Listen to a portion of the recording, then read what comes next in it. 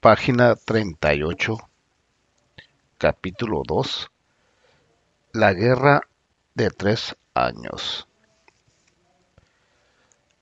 Cuando Zuloaga se rebeló contra Comonfort, muchos oficiales, castigados con el destierro por haber participado en la revuelta que inició el cura de Zacapoaxtla, aprovecharon la oportunidad para abandonar los pueblecillos y cerros donde vivían confinados y sumarse a la nueva rebelión.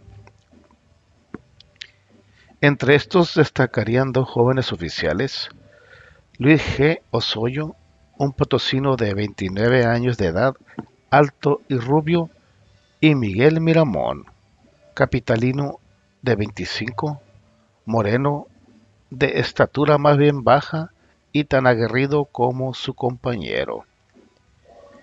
Ambos arribaron a la Ciudad de México en lo más movido de los combates y acabaron encabezando las fuerzas de Zuloaga. Osoyo y Miramón contaban entre los elementos más capaces egresados del colegio militar. Combatieron contra los invasores norteamericanos. Miramón anduvo entre los niños héroes e, imbuidos de ideas caballerescas, estaban convencidos de que los militares constituían la parte más respetable de la sociedad mexicana, por lo cual debían gobernar al país eternamente. Como complemento, despreciaban a los letrados civiles que formaron el núcleo del liberalismo. Al clero lo habían visto como un útil auxiliar para mantener en la obediencia a la población civil, pero la alianza abierta entre militares y eclesiásticos solo se produjo como consecuencia del avance liberal. Ambos jóvenes empezaban a descollar en el ejército santanista cuando el triunfo del Plan de Ayutla les cortó la carrera. Después de que demostraron su valía en la lucha contra Comonfort, el ya presidente Zuloaga ascendió a Osoyo a general y jefe del principal ejército conservador, llevando a Miramón como segundo en el mando. Tuvieron su primera gran prueba a principios de marzo cuando chocaron en las cercanías de Salamanca con el ejército de la Liga Defensora de la Constitución que comandaba el gobernador de Jalisco, general Anastasio Parrodi, un cubano de origen corso y que llevaba como segundo en el mando al guanajuatense Doblado. Ambas fuerzas constaban aproximadamente de 6,000 hombres cada una. Parrodi fue derrotado y huyó a Guadalajara. Doblado rindió sus fuerzas y fue dejado en libertad bajo la promesa de que jamás volvería a tomar las armas en contra de los conservadores. A fines de mes, Osoyo envió a Miramón a Zacatecas, donde había surgido una nueva amenaza. El cacique neolonés Santiago Vidaurri había propuesto apoderarse del mando nacional y para el efecto envió hacia el sur un ejército de fronterizos magníficamente armados y jefaturados por su lugarteniente Juan Soazua. Los fronterizos abandonaron Zacatecas cuando se acercaba Miramón y marcharon sobre San Luis Potosí, que estaba desguarnecida. La tomaron para luego evacuarla sin combatir cuando se acercaba Osoyo, y a continuación volvieron sobre Zacatecas y la ocuparon sin dificultad.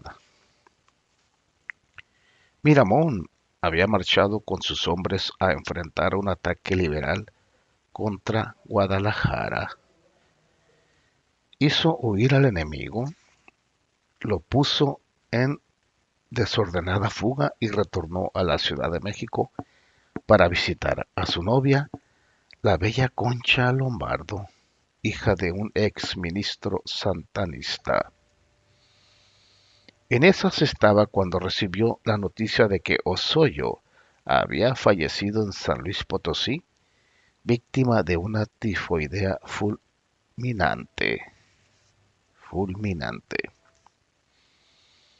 Nombrado jefe del ejército conservador, en sustitución de Osoyo, Miramón rehusó inicialmente el cargo y dijo a Zuloaga: "Yo no sé hacer la guerra sin dinero y sin soldados".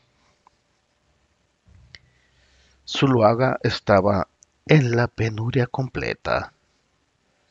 Antes, el bando que tomaba la Ciudad de México y obtenía el reconocimiento diplomático de las principales naciones, como ya lo había conseguido Zuloaga, era aceptado automáticamente como el triunfador y los oposicionistas abandonaban la lucha.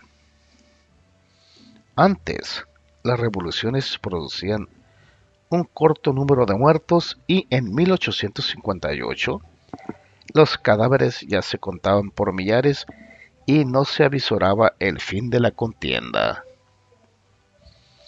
Antes, los caciques y los curas habían compartido amistosamente la tarea de esquilmar a la población de su comarca, pero al aplicarse la ley de desamortización, muchos politiquillos adquirieron bienes del clero, y cuando los sacerdotes clamaban desde el púlpito contra los que robaban los bienes de Dios, lo único que consiguieron fue convertir a los caciques en furibundos comecuras que reclutaban y armaban gavillas de soldados para incorporarlas al ejército liberal.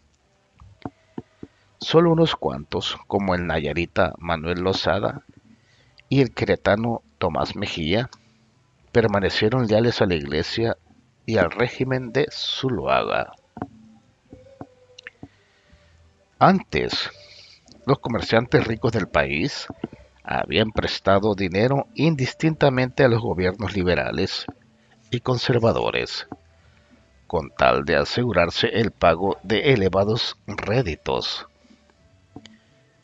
Con la ley de desamortización, los comerciantes ricos dieron por regatear el dinero a Zuloaga, mientras lo facilitaban a los liberales que, se calculaba, iban a despejarles el paso para apoderarse de los bienes eclesiásticos. Zuloaga mandó encarcelar a varios de los principales ricos del país, con lo cual solo obtuvo cortas sumas y se ganó la animadversión de los magnates.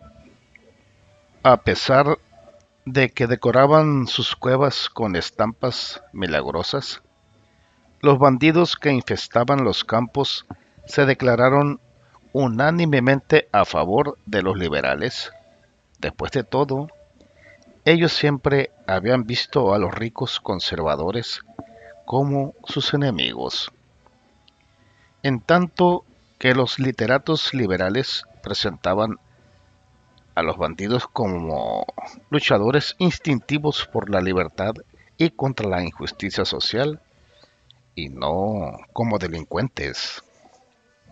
Así, el gobierno de Zuloaga quedó sin más financista que el clero, que podía dar muy poco.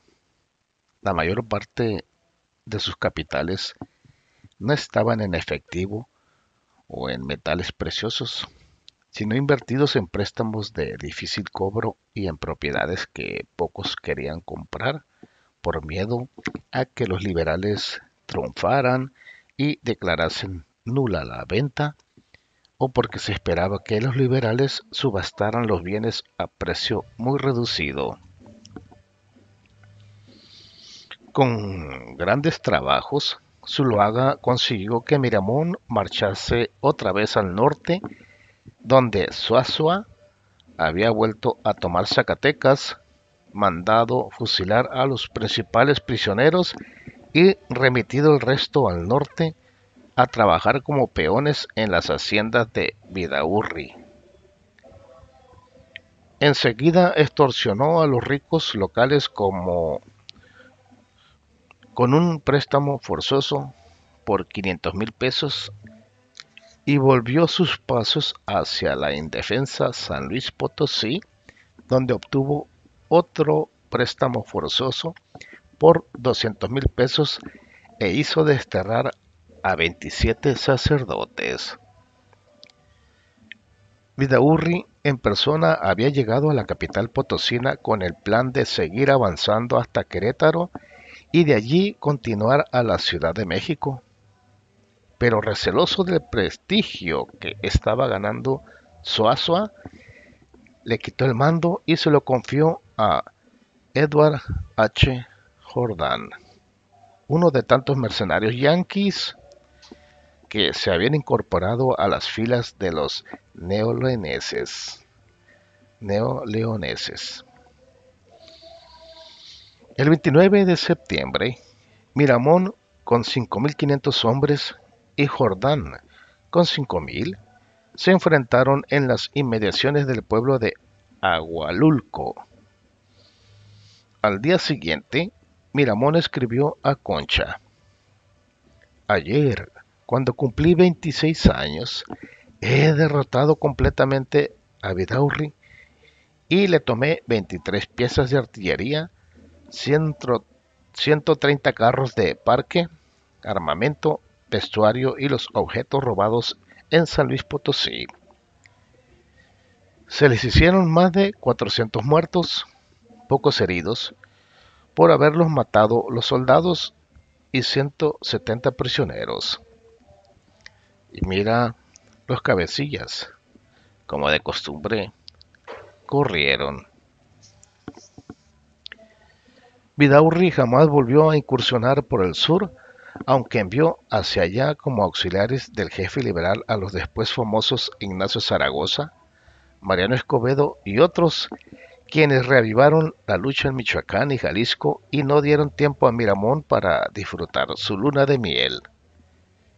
La rumbosa boda se celebró cuando el general volvió triunfante a la Ciudad de México. Miramón tuvo que marchar aceleradamente a Guadalajara para recuperar la ciudad, que otra vez habían tomado los liberales. Logró su objetivo y regresó a la capital para enfrentar nuevos problemas.